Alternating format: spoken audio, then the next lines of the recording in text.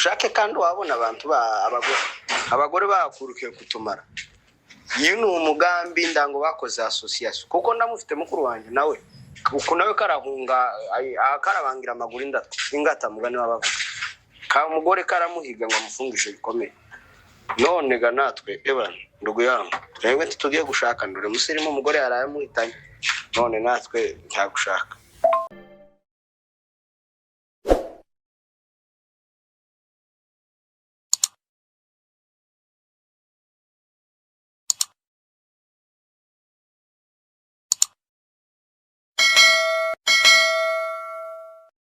Shalom shalom nshuti zacu turabasuhuje aho bwije aho bukeye twongeye kubasuhuza kuko muri abantu b'ingenzi cyane kuri twe muri abantu bagaciro by'umwihariko dukomeje gushimira cyane abadukurikirana ku kinyamakuru cyacu cya 5e Meseri Pakaringi TV bose ndabashimiye kubera kuko muri abantu b'ingenzi kuri nje mugenda mubitugaragariza mukora subscribe zigenda zizamuka umunsi ku wundi turabizirikana cyane Imana ibaho umugisha ndabizi neza kuko wenda hariho batameze neza hariho barwayi hari bafite ibibazo bitandukanye ariko mwihangane ejo Imana iraje ibigire neza rero ndabiyegereje cyane uyu mugoroba kugira ngo tuze kubana mu gihano cyacu cuno munsi wa none bahaye kaze mwese kandi komeza no kubashimira cyane n'abatarahanyarukira muhanyarukire mukande subscribe na like na share na comment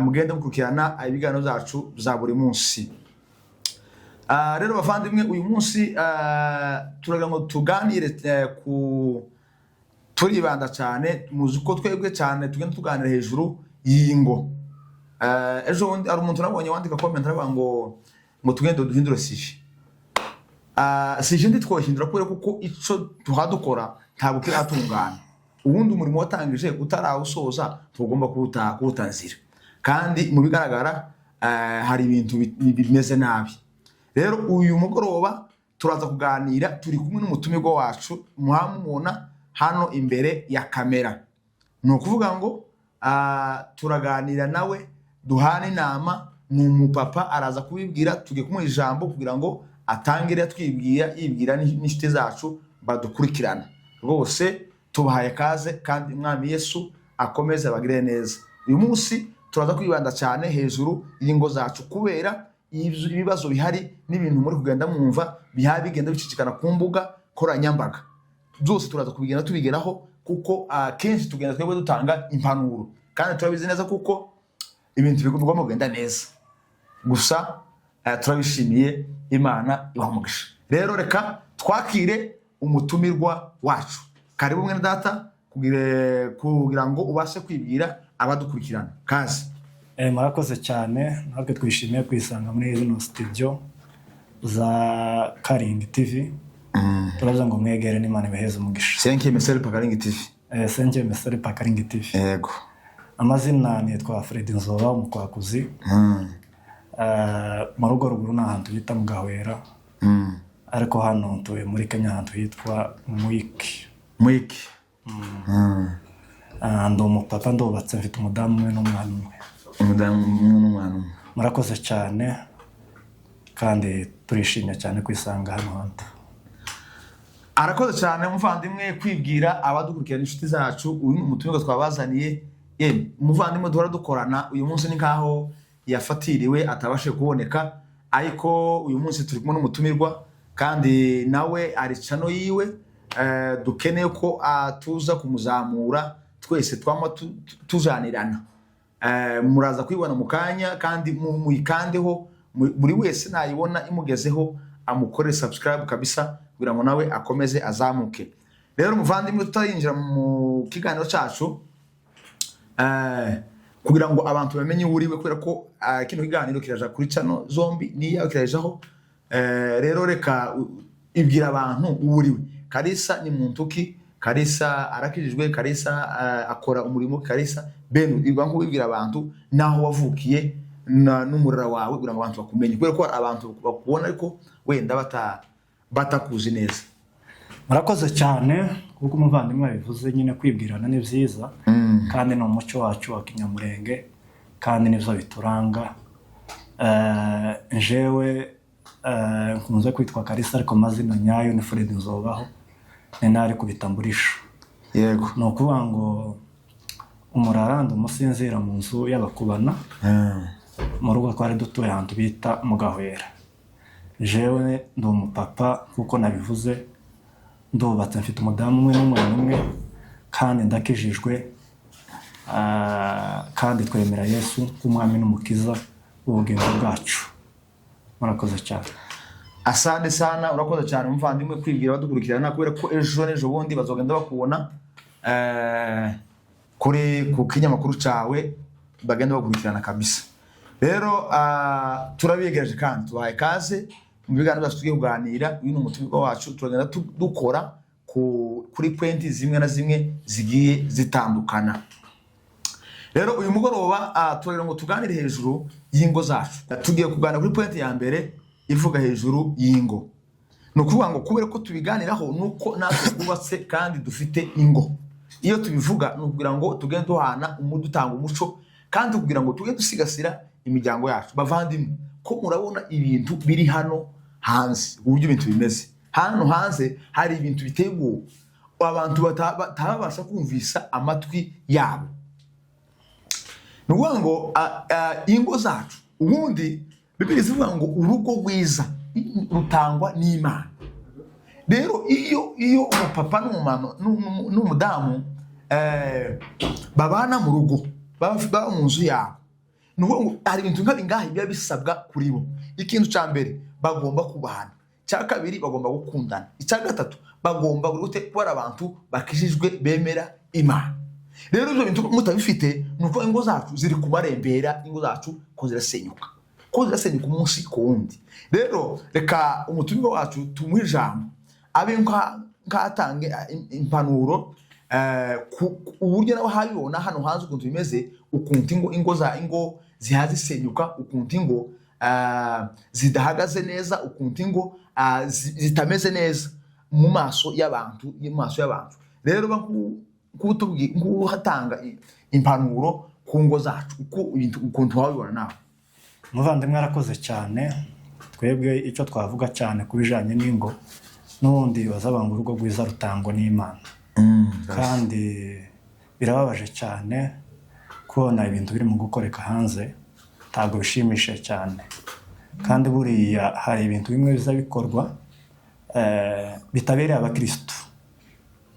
Ni ukuvuga ngo umukristo neza amenye Imana, hari ingamba agomba gufata kandi nziza. Kandi iyo umuntu yafashe icyemezo cyo gushaka, ni ukuvuga ngo umuntu wahisemo niwo mugomba kubana akaramata, kandi ugomba kumwihanganira mu bibi no mu byiza. Birababaje cyane kandi biteye agahinda kubona ngo abantu bagezaho amabanga y'urugo agenda akwirakwizwa hanze. Ubundi urugo mu muco wacu, urugo rwagirwaga n'ibanga. Ni ukuvuga ngo ibintu byo mu rugo ntibyagirwaga, ni ukuvuga ngo abandi bo, ni ukuvuga ngo abaturanyi bawe, ni ukuvuga ngo ntibamenya n'ibanga ry'umu wawe. Ni ukuvuga ngo nubwo habaga ikibazo, ibintu mwaricara n'umudamu wawe mukabirangiza. Ariko biri mu gutera, biteye agahinda kandi biteye ubwoba kuvuga ngo ikibazo cyo mu rugo kiri mu gucibwa kuri social media. Ni ibintu bitumvikana kandi ni ibintu bigayitse kabisa. Rero icyo twababwira kandi nukuvuga ngo bazaca umugani mu kinyamurengaza abantu ntaziza zibana zidakoza nyamahera. Ni ukuvuga ngo abantu ntibabana nk'abamarayika, ariko hari ibintu bimwe tugomba kuza turenga nk'abantu bakijijwe. Ni ukuvuga ngo amabanga yose yo mu rugo ntagomba kuja hanze. Kandi akarusho, ikintu kibabaje nuko biri gukorwa n'abantu b'abakristo. Ni ukuvuga ngo umuntu wamenye Imana akakira Imana nk'umwami n'umukiza w'ubugingo bwe. Ni ukuvuga ngo hari ibintu, nubwo yahura n'ibigeragezo bimeze gute, ni ukuvuga ngo hari ibintu bimwe ugomba kuza wicara ukaza ukemura, utarindishe kugendesha abandi inama. Ese ubundi ikibazo cy'urugo kizakigera hanze byagenze gute? Ni ibintu bitumvikana. Rero bavandimwe, icyo twabasaba, mureke twubake ingo zacu kandi twirinde amagambo ari hanze. Kandi hari igihe uvuga ngo wenda uragendesha mugenzi wawe inama, ugasanga ni ugufashije no gusenya urugo. N'igihe wafata ibanga, kandi ni ukuvuga ngo hari indahiro tuba turahira kandi ijya ndahiro wayikurikije neza biza bigenda neza. Iyo uvuze ngo uzabana umuntu akaramata warangiza nyuma y'amezi 2 mugakorogana mugatana hanze ni ibintu biteye isoni bikojeje cyane. Rero icyo twabasaba mureka twubake ingo zacu kandi zazitahwa n'abantu bose, kuko urugo rwiza ni ishema. Iyo ufite urugo rutahwa n'abashitsi kandi ufite urugo ruvugwa neza, nta kindi kintu gisa nkabyo. Murakoze cyane. Arakoze cyane umuvandimwe, Imana imumugisha. Nukuri twababwiye ko tuza tubazanira abantu beza kandi bagenda batanga impanuro. Buriya ikinyejana tugezemo ni igihe abantu batagishaka kumva ibintu byiza bishobora kubigisha, ariko nuzoza utega amatwi ugakurikirana ikiganiro, wenda usanga ijambo ryo gufasha riri inyuma ikiganiro kigiye kurangira, aho ijambo rikagufasha. Ariko bavandimwe, no kuvuga ngo ingo zacu nubwo abantu bavuga ngo wenda abana bavuga ibintu bakiri bato, oyaye buriya uja kubaka nimuzi uko umuco wacu nyamurege kureka bagazavuga ngo akakana ngo nakagabo, kureka bagazamwita akagabo kandi akiri umwana, nuko afite ibitekerezo bizima, nuko atekereza nk'iki nk'abagabo. Rero niyo mpamvu tugenda dutanga impanuro ku ngo zacu. Buriya urugo rwiza ni paradizo yo mwisi, ni paradizo yo mwisi, pana mu ijuru yo mwisi. Nuvuga ngo iyo ubayeho mu rugo rwawe, abana bawe bari ku murongo bameze neza, umudamu bari ku murongo ameze neza, umupapa ameze neza, nukuri iyo ni paradizo ya nyuma y'umurimo. Rero bavandimwe, umuntu wacu avuye gutanga impanuro kandi ni impanuro nziza. Dukomeza ni ukuvuga ngo hari inkuru ziri hano hanze zihazicicikana z'umudamu umunyamurengekazi waraye wenyine yihekuriye umugabo we, akamufata akamufungisha, yarangiza kumufungisha akaja mu bitaro arimo amapingo, ahambiriye amapingo. Icyo ni ikintu kigayitse cyasuzuguje abanyamurenge n'ubwoko bwose. Icyo nta hantu cyari cyaba mu isi twatuyemo. Bavandimwe, bashiki bacu, ba mama, ba mushenge bande, nukuri mureke dusigasire ingo zacu. Icyo kintu ni ikintu kigayitse. N'ubu uko tuvuga, hari ingo ziri ku marembere, hari ingo zirare ziri busenyuke. Hari amakuru dufite tuza kubabwira twageze dutoratora. Hari amakuru dufite yagihamya kuko hari ingo ziri burayi zisenyuke. Nukuvuga ngo uyu mugore ibyo yarayakoze, hari abandi barare bari bubikore. Ariko icyo dusaba ni ukugira ngo ahagira abantu bahaguruka babashe babzamagane kandi bigishe n'ingo, abashumba bigisha ingo, abakuru imiryango bigisha ingo, kugira ngo turebe ko ingo zacu wenda zibasha guhagarara neza. Kandi muzuko ubu nyine uruzuko rwacu kurashaka buri wa gatandatu azabukwe, none se amakwe naba, ariko ibibazo mu miryango biri mu ngo bizogenda gute? Ni nyungu tuba dufite, nta tuba dufite. Nukuvuga ngo ibi bintu biri hano hanze ni ibintu bigayitse cyane. Niyo mpamvu nawe ati hari ingo ziri ku marembera, abantu nibakanguke, abantu reka tumumvise kugira ngo timuze kuvuga wenda ati ko n'amagambo tuba. Hari ingo ziri burayi zisenyutse. Kubera iki? Kubera ko Satani yinjiye mu bantu, yinjiye mu badamu, yinjiye mu bapapa, ko barahiga abagabo ngo bafungishe. Hari abandi bakuru dufite y'undi mu mama uhahoye umugabo wiwe, karamwiga bukware ngo amufungishe, ngo namufungishe. Umugabo yacitse ageze ashobora kuba ageze za Kamanyura, yacitse yahunze. Wewe urakagunga umugore wahagurukiye, kera wamenye ko kera yahamagara polisi, urakagunga. Kandi abagore hano hanze ko bafite imbaraga, ko aravuga ijambo rikijana. Nonse kurumva ngo uriya waraye wijije umugabo, ni gute woje guhamagara CID tuhamagare polisi? Kandi polisi arishinzwe ibibazo abaturage, ariko yamasingaje ajira hejuru.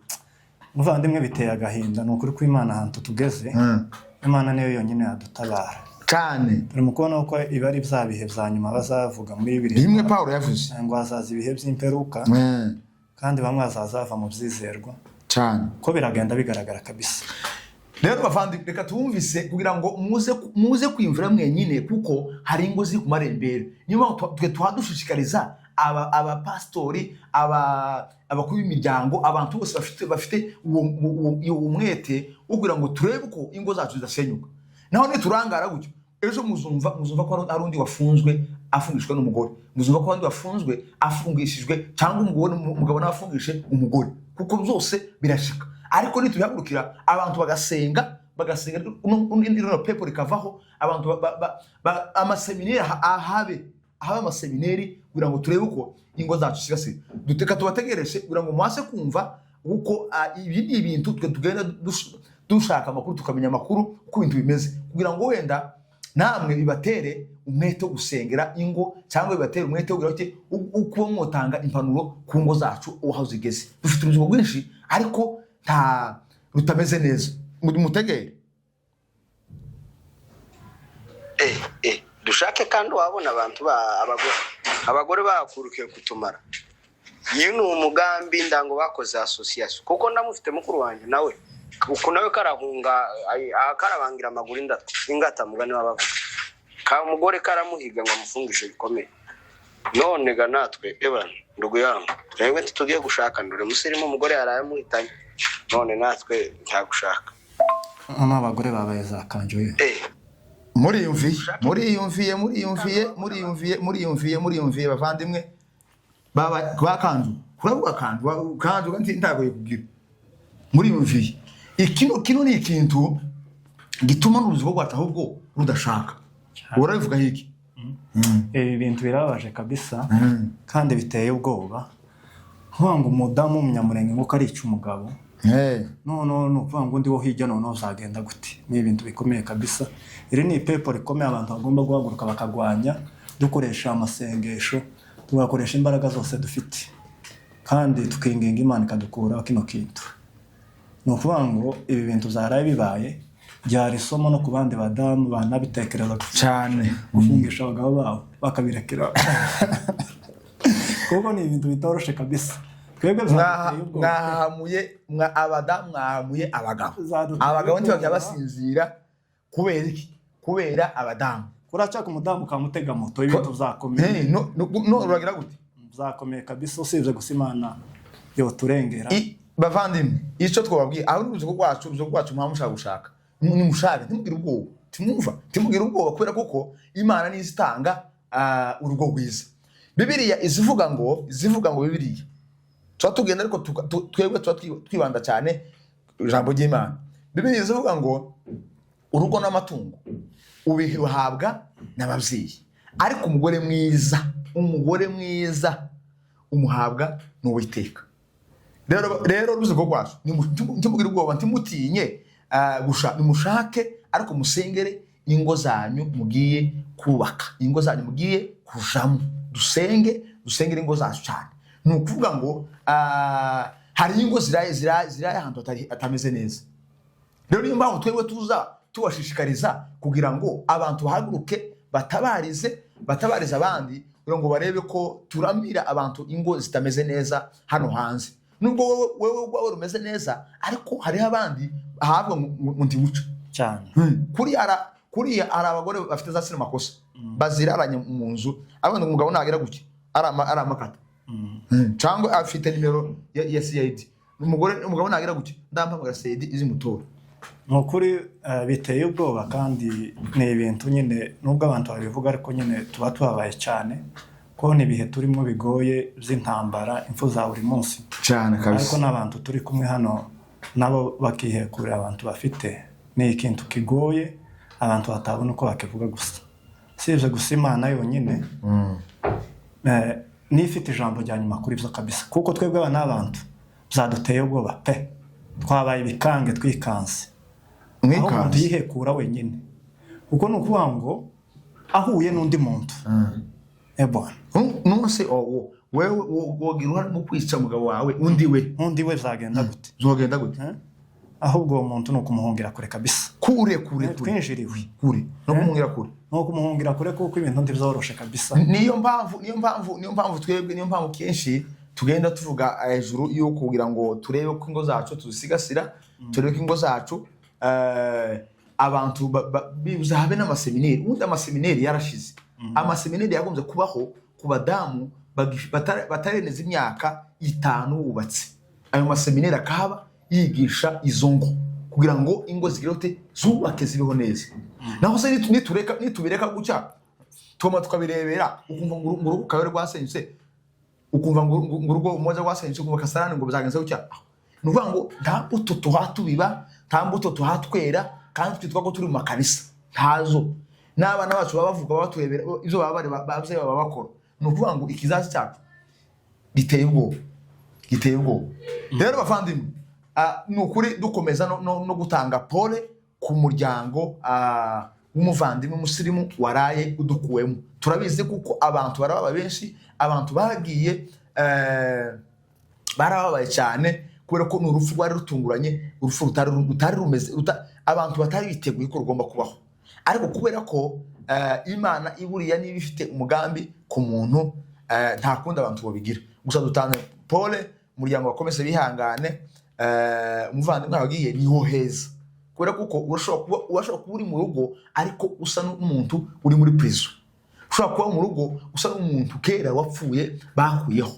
Ariko isunzo twatugwanya, nimba uri mu rugo rwawe ugomba kuba uri mu rugo wawe umeze neza, utujije, wumvikana n'umudamu wawe, mubayeho neza. Apana abagore gutunga abagabo babo bari mu ngo basa n'abantu bari muri prison. Icyo kintu turacyanze mu izina rya Yesu. Rero muvandimwe, tugana ku musozo w'ikiganiro cyacu. Twavuze ko muza kumukirana ku kinyamakuru ciwe, muraza kukibona, muze kumukandiraho rwose kugira ngo kuko n'umutumirwa wacu kandi utanga impanuro neza. Rero muvandimwe, reka nkubaza akabazo ka gatoya kugira ngo tuze gukomeza cyangwa tuzagona ku musozo. Bakutanga impanuro bukeya ku rubyiruko rwacu. Dufite urubyiruko hano hanze rw'abahungu n'abakobwa, bamwe inzoga, abakobwa bamwe inzoga kandi ari abana. Aho abahungu baba bitwara nabi badakizwa. None ni impanuro baheza. Muvandimwe arakoze cyane. Biteye agahinda kandi naha twabiboneye kumva ngo umukobwa w'umunyamurenge asigaramo inzoga, ni ikintu giteye ubwoba kabisa. Gusa icyo twabasaba, ngende mukizwe kuko gukizwa ni ukuvuga ngo ni intambwe buteye mu buzima. Ese uramutse umwe inzoga kuri abo ninde wagushaka? Kandi hari ikintu abantu bazakora akagira wenda ngo bihishe abantu, ariko ntabuza bihishe amaso y'Imana. Gusa icyo twabasaba, mugabanye inyota kuko umwami ari hafi. Mugabanye inyota. N'urubyiruko rwitwara nabi, ni ukuvuga ngo ubundi iyo abantu bari mu mahanga, ni ukuvuga ngo ni twebwe tugomba guhindura abanyamahanga. Ariko biri mu gutera isoni kubona ibintu urubyiruko rwacu rukorera hano mu mahanga, n'igihe ari twebwe twakagombye guhindura abo twasanze ino, wenda bagafata imico yacu. Ariko biteye ubwoba ibintu abantu bari mu gukorera hano, ni ukuvuga ngo ibintu urubyiruko rwishoyemo, ni ibintu bigoye kabisa. Gusa twebwe icyo twari gukora, twari guhindura abantu mu myitwarire mibi bafite, tukabaganisha inzira ije ubwami. Ariko ni ukuvuga ngo muri ya myitwarire mibi bafite, ndavuga abantu twasanze ino, ni ukuvuga ngo natwe turi mu gukontribuwa kongeramo indi mibi. N'igihe twari kuzagabanya iyo bafite, tukabigiza hino, tukababwiriza ubutumwa bwiza bakisanga. Ariko ni twebwe turi mu gukora ibintu bigayitse cyane. Rero bavandimwe, icyo nabasaba, mureke duhindukire. Namwe ko murabona ibintu biri hano hanze, ni ukuvuga ngo udafite ubwenge, habe nabirizi uvuga ngo ubuze ubwenge abusabe. Ni ukuvuga ngo udafite ubwenge ibizamuba wowe wenyine. Ni ukuvuga ngo kila mtu atawuchukua mzigo wake mwenyewe. Ariko ni ukuvuga ngo impanuro twabaheza, mureke dukizwe kuko ubwami bw'Imana buri hafi. Bavandimwe, umuvandimwe agize neza gutanga impanuro ku rubyiruko rwacu, turabashimiye. Hari umuntu umwe yavuze, ni ukuvuga ngo turi mu mahanga, amahanga ntadufitiye iki imbabazi. Hari umuntu umwe yavuze, aravuga ngo igiti cyakubiswe n'inkuba ngo ntikiza gitinya ijuru ngo ririjime. Umucyo kandi kwitwa n'inkuba.